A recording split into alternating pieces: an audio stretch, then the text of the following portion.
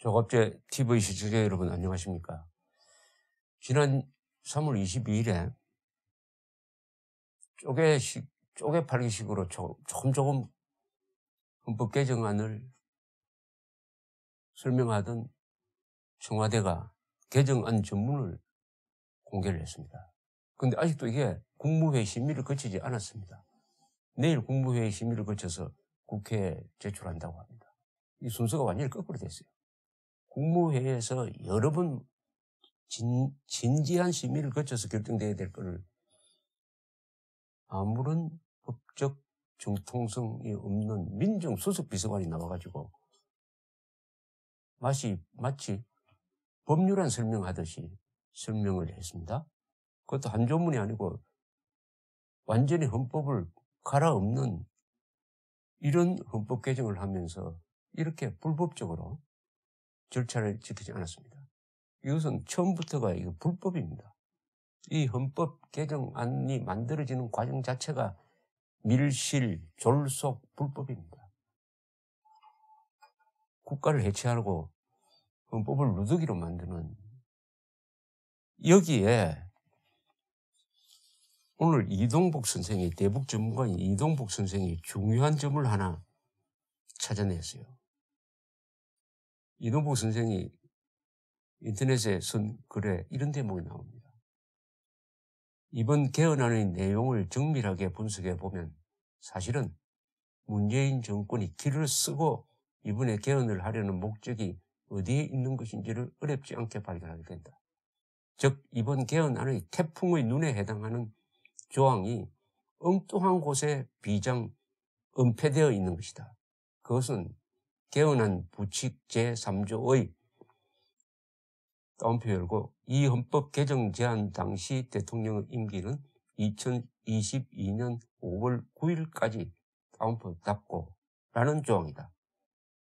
문재인 대통령의 임기가 2022년 5월 9일까지라고 헌법 부칙에 명시하는 것이다. 원론적으로 말한다면 개헌안의 이 조항은 필요가 없는 동어 반복에 불과하다. 이렇게 문제를 제기했습니다. 왜 이게 엉뚱하게 헌법 부칙에 들어갔느냐. 아니 대통령의 임기는 세상이 다 아는 것이고 대통령의 임기를 굳이 2022년 5월 9일까지라고 다시 적을 필요가 뭐가 있느냐. 이렇게 지적한 이동복 선생은 이런 주장을 합니다. 문재인 대통령이 작년 5월 9일에 당선된 것은 보궐선거다. 보궐선거에 당선된 국회의원 등의 예를 보면은 잔여 임기를 치르게 되어 있으니까 문재인 대통령의 임기는 지난 2월 24일로 이미 끝났다. 그런데 계속 재임을 하고 있으니까 그것을 소급해가지고 정당화하기 위해서 헌법 부칙에 2022년 5월 9일까지라고 적어 놓았다. 이렇게 주장을 하고 있습니다. 이동복 선생의 이야기를 우선 제가 좀 소개하고 그보다 전문적인 분의 견해를 제가 소개하겠습니다. 이동복 선생은 이렇게 지적합니다. 대한민국은 작년 12월 20일에 실시되어야 할 제20대 대통령 선거가 실시되지 않아서 금년 2월 25일 이후에는 또다시 대통령 고리 상황이 전개되고 있는 것이다. 그러니까 2월 24일에 잔여 임기를 다 채운 문재인 대통령은 임기는 2월 24일까지고 25일 이후에는 사실은 문재인 대통령이 그 자리에 있으면 안 된다는 이야기입니다. 그래서 또다시 고리 상황이 전개되고 있다고 이동복 선생이 이야기합니다. 이에 따라 문재인 대통령은 이제 당신은 가짜 대통령이니 청와대에서 나와달라는 국민적 요구가 제기될 경우 이에 저항할 아무런 법적 근거를 가지고 있지 못한 것이 오늘의 현실입니다. 법적 근거를 가지고 있지 못하다는 이게 참 크나큰 문제입니다. 왜냐하면 대통령이 탄핵으로 물러난 다음에 실시되는 그 보궐선거죠. 그 보궐선거에서 당선된 대통령의 임기는 몇 년이나 하는 명시 규정이 헌법에 없어요. 법률에도 없습니다. 그것을 지금 지적하고 있습니다. 그러니까 법적 근거를 가지고 있지 못하다는 것이죠. 청와대 임기 끝났으니까 청와대에서 나와달라고 했을 때 그걸 방어할 법적 근거를 가지고 있지 못하니까 이어서 이동복 선생은 이렇게 주장합니다. 이번에 청와대발 개헌안의 다른 개정 조항들은 하나마나한 군더더기 들일 뿐이다. 문재인 대통령이 이번 개헌안을 이처럼 변칙적으로 마련한 주목적은 그 부칙에 개헌안 제안 당시의 대통령 임기는 2022년 2월 25일까지라는 동어반복적인 조항을 설정함으로써 문재인 대통령이 법률적으로 가짜 대통령인 상황을 소급 입법이라는 또 하나의 반헌법적 방식으로 해소시키려 기도하는 데 있는 것이다. 이 자체가 위헌적이고 따라서 불법이다. 이 등골이 서늘할 정도의 지적입니다. 여기에 대해서 대답을 해야 됩니다. 대답을 해야 되는데 소급 입법으로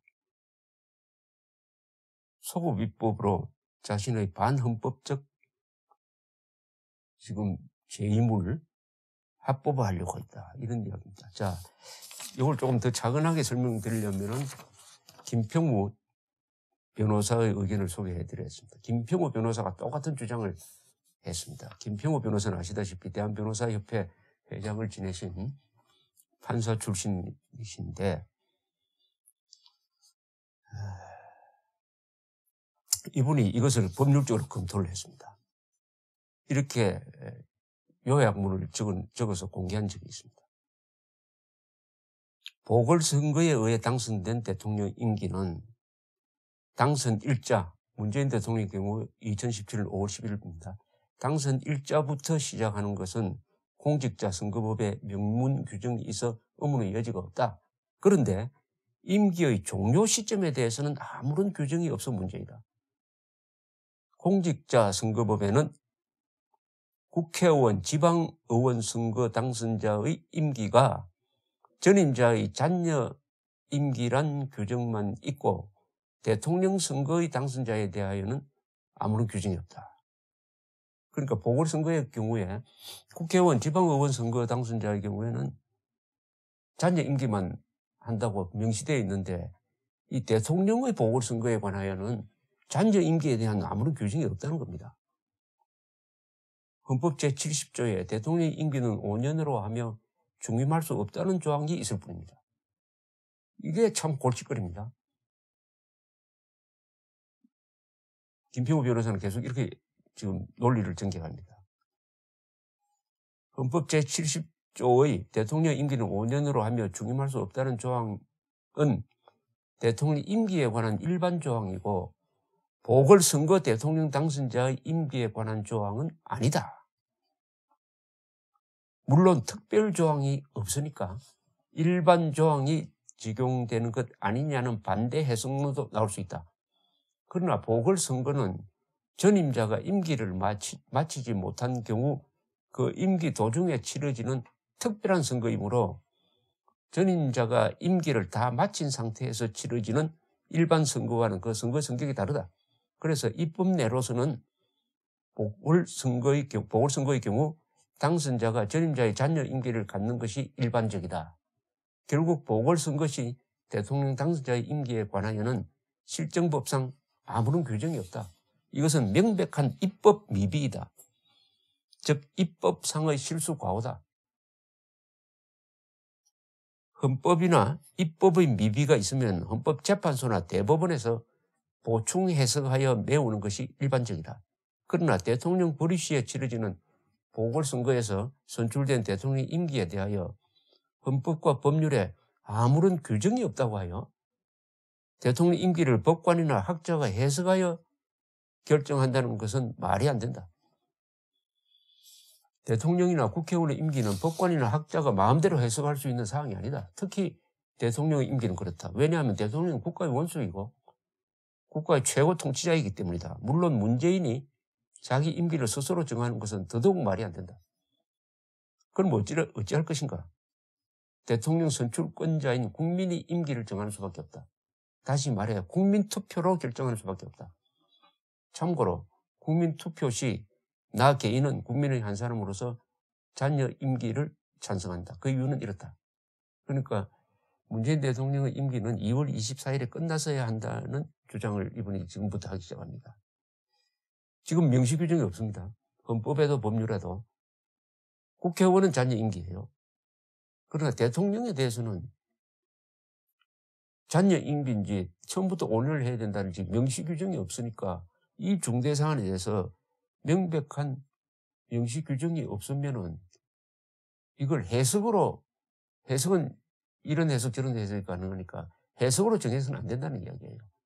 주권자인 국민이 한 번 더 국민투표를 통해서 이것을 확실히 해야 된다.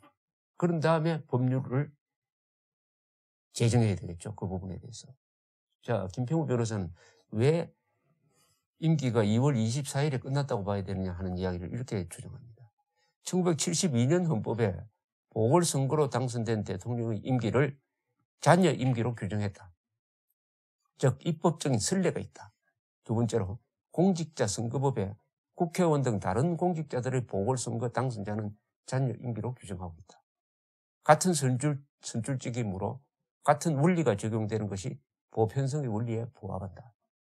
세 번째로 미국 등 다른 나라의 경우 대통령 고리 시에는 부통령이 대통령의 자녀 임기를 메운다.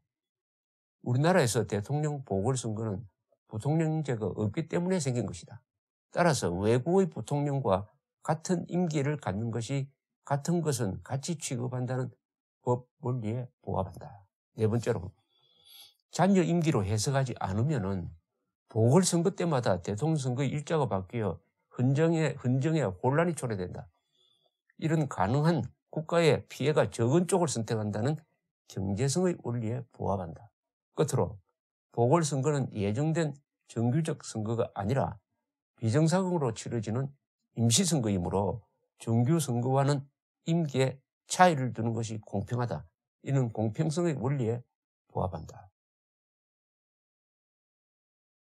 이런 문제점을 문재인 정부도 알고 있었다는 것이죠. 그러니까 이 헌법 개정안에 부칙 제3조에다가 이 헌법 개정 제한 당시 대통령의 임기는 2022년 5월 9일까지라고 적는다는 겁니다. 참 희한한 거 아닙니까? 아니 그럼 지금까지는 문재인 대통령의 임기는 언제까지라는 조항이 없었다는 것을 고백하는 겁니다. 그런 조항이 없어요, 사실. 헌법에도 없고 법률에도 없습니다. 법률에도 없어요. 또 참 희한한 것은 야당조차도 이것을 제대로 따지지 않았다는 것입니다. 어떤 헌법학자도 이것을 문제있게 제기하지 않았다는 것입니다. 이것은 대한민국이 법치국가의 허울을 쓰고 있지만 그 내용이 얼마나 부실한지를 폭로하는 겁니다. 그런데 이 문재인 대통령 임기가 2022년 5월 9일까지라고 헌법 부칙에 명시하는 걸로 봐서는 이 정부가 문제의 심각성을 알고 있는 겁니다. 그러면은 큰 문제입니다, 이게. 앞으로 이 문제를 본격적으로 제기하고 나오기 시작하면은 문재인 대통령은 청와대에서 나오라는 이야기가 나올 것 같습니다. 이 헌정 질서에 큰 혼란을 준 문제인데 이걸 어떻게 식으로 수습하느냐 하는 데 대해서 진지한 이야기가 오가야 된다는 생각이 듭니다. 이 소급 입법으로 할 수 있느냐? 그것보다는 국민투표로 결정하는 게 맞는 거 아니냐 생각도 듭니다. 소급 입법은 미연입니다. 그러니까 지금 이미 임기가 진행 중인데 2022년 5월 9일까지라고 못을 박았다. 이건 소급입니다. 소급적 용이에요. 2022년 5월 9일. 그러면 이번에 이 헌법 개정안이 통과될 가능성은 거의 없는데 만약에 이 헌법 부칙이 통과 안 된다면 지금 현재는 문재인 대통령의 임기가 모호한 상태에서 대통령직을 수행하고 있다는 임기에 대한 논란이 있는 상태에서 임기를 계속 이어가고 있다는 이야기가 됩니다. 그 이야기는 제가 하는 게 아니고 바로 헌법 개정안을 제출한 문재인 대통령 스스로 여기에 문제가 있다라고 생각하니까 이런 사후 조치를 지금 취하려고 하는데 이 사후 조치 자체가 위헌적이다 이거죠. 이건 심각한 문제입니다. 헌정 질서의 근간에 관한 문제입니다.